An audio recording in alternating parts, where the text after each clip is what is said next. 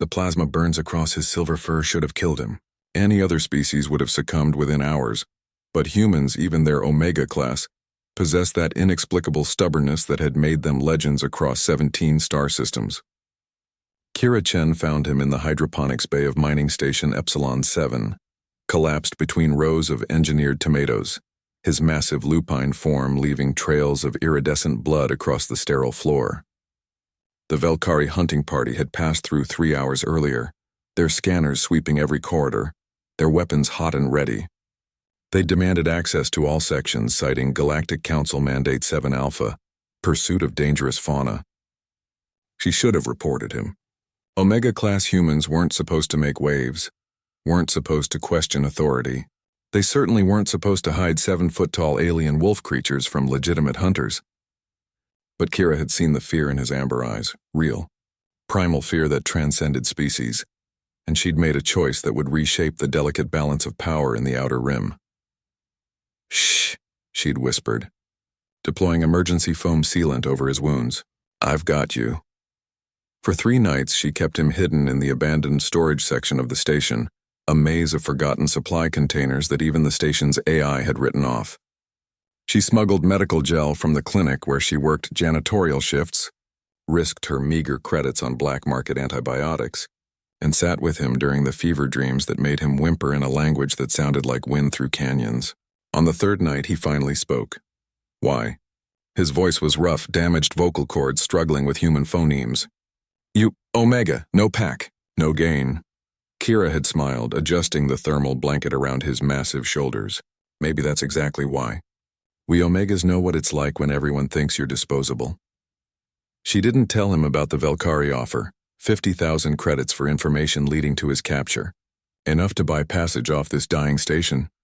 Maybe even enough to start over on one of the core worlds. She didn't tell him that she'd deleted the security footage, or that she'd filed false maintenance reports to explain the missing medical supplies.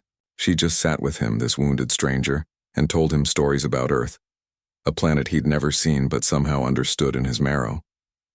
The knock came at 0300-hour station time, 3 precise raps that echoed through her cramped quarters like judgment itself.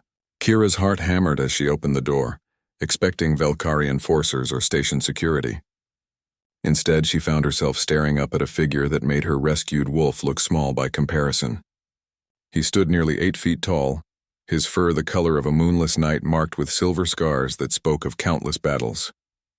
He wore armor that seemed grown rather than forged, organic plates that shifted with his breathing. Behind him, a dozen more wolf warriors filled the corridor, their eyes glowing in the dim station lighting. Kira Chen. His voice was thunder contained in flesh. "I am Demon Frost Render, Alpha King of the Lycan Sovereignty. You sheltered my brother." The words hung in the recycled air. Around them, Kira could hear doors sealing, neighbors making themselves scarce. This was it, the moment her gamble either paid off or got her spaced. "I helped someone who was hurt," she said, lifting her chin despite her trembling hands. "That's all?" The Alpha King studied her with eyes that held the weight of star systems. Then, impossibly, he knelt, bringing himself to her eye level. The gesture sent ripples of shock through his warriors. "The Velkari claimed my brother attacked a civilian convoy," Demon said quietly. "They lied. He discovered their slave operation in the Kepler belt. Humans, mostly. Omegas that no one would miss." His massive hand reached out, stopped just short of her shoulder. "You risked everything for someone you didn't know. For someone who couldn't repay you. This is not Omega weakness, Kira Chen.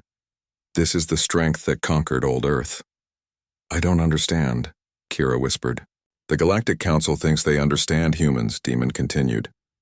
"They see your classifications, Alpha, Beta, Omega, and assume it means the same as our pack structures. They don't comprehend that even your weakest possess something we've fought wars to preserve.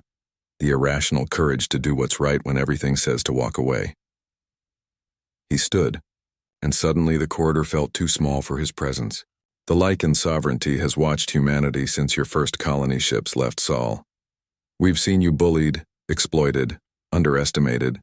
No more." He placed a crystalline device in her palm.